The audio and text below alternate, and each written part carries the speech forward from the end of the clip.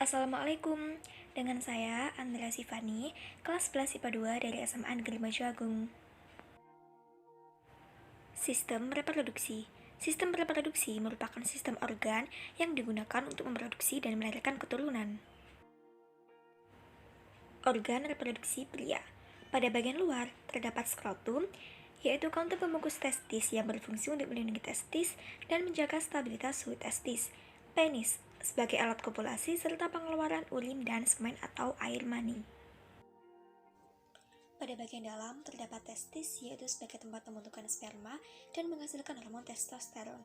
Yang kedua adalah saluran reproduksi, terdiri dari epididymis sebagai tempat pematangan sperma, vas deferens sebagai tempat penyimpanan sperma sementara, dan uretra sebagai saluran ejakulasi.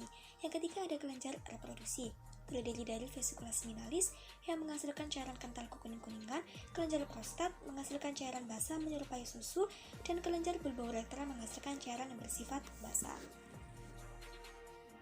Organ reproduksi wanita. Pada bagian luar terdapat vulva, yaitu celah paling luar yang dibatasi sepasang labium mayor dan labium minor.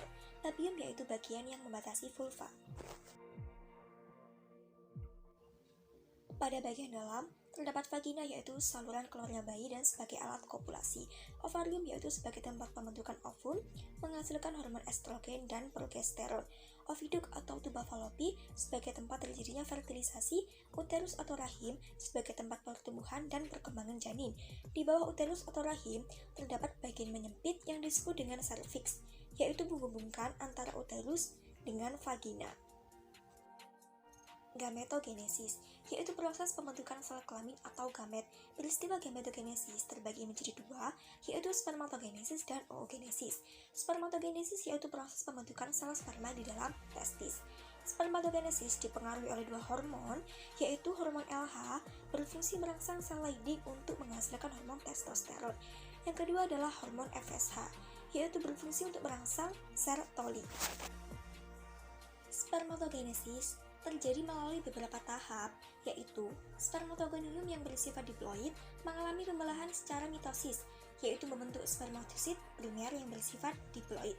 Spermatosit primer selanjutnya membelah secara meiosis yang pertama, membentuk dua spermatosit sekunder yang bersifat haploid.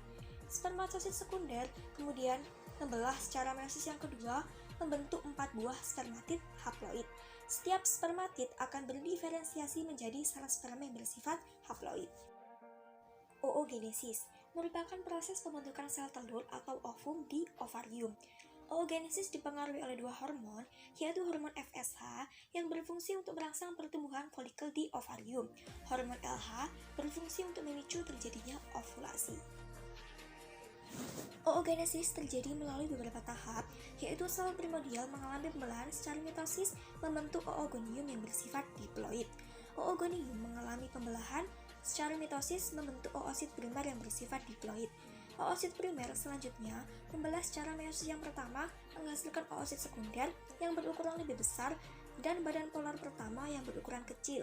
Oosit sekunder kemudian mengalami pembelahan secara meiosis yang kedua membentuk ovum dan badan polar yang kedua. Fertilisasi, yaitu proses peleburan ovum dengan sel sperma menjadi zigot di dalam tuba falopi atau oviduk. Gestasi, setelah terjadinya fertilisasi berlanjut ke masa gestasi atau kehamilan. Setelah terjadi fertilisasi, zigot yang terbentuk akan berkembang menjadi morula, blastula, gastrula, dan selanjutnya terbentuk embrio yang menempel pada dinding uterus atau endometrium. Janin dilindungi oleh beberapa membran, yaitu pertama amnion, berfungsi untuk melindungi janin dari guncangan, perubahan suhu, serta memungkinkan bayi bergerak dengan bebas. Yang kedua, kantong kuning telur, berfungsi sebagai organ pencernaan dan pernafasan awal, membentuk sel-sel darah dan pembuluh darah serta pertumbuhan gonad primitif embrio. Yang ketiga yaitu korion, membentuk fili korionik dan plasenta, serta menyekresikan hormon HCG. Yang keempat ada allantois, mengandung banyak pembuluh darah, membentuk tali pusar yang menghubungkan janin dengan plasenta pada endometrium uterus ibu. Laktasi. Laktasi dipengaruhi oleh hormon estrogen, prolaktin, dan oksitosin. Prolaktin yaitu berfungsi merangsang perkembangan kelenjar mamae dengan menyintesis enzim-enzim untuk memproduksi air susu. Siklus menstruasi. Siklus menstruasi dipengaruhi oleh hormon FSH, LH, estrogen, dan progesteron. Siklus menstruasi dikelompokkan menjadi 4 fase, yaitu yang pertama, fase menstruasi. Ketika rendahnya progesteron menyebabkan dinding endometrium tidak dapat mempertahankan penebalannya, sehingga meluruh dan terjadilah menstruasi. Fase yang kedua yaitu fase praovulasi. Ketika hormon estrogen sudah mulai disekresikan untuk memacu penebalan dinding rahim. Yang ketiga yaitu fase ovulasi. Keluarnya ovum dari ovarium yang dirangsang oleh hormon LH. Pada fase ini, keadaan dinding endometrium mengalami penebalan karena sekresi dari estrogen. Fase yang keempat yaitu fase pasca ovulasi.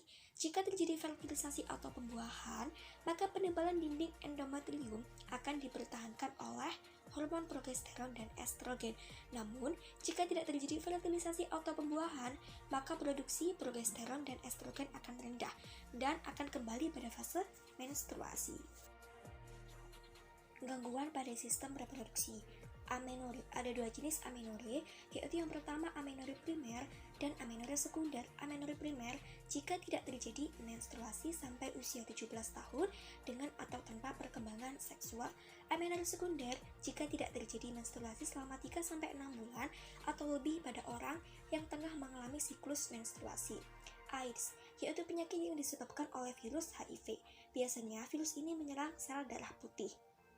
Kanker serviks, keadaan di mana sel-sel abnormal tubuh di seluruh lapisan epitel serviks. Endometriosis, keadaan di mana jaringan endometrium terdapat di luar uterus atau rahim. Ureteritis, yaitu peradangan pada uretra, biasanya terjadi pada laki-laki.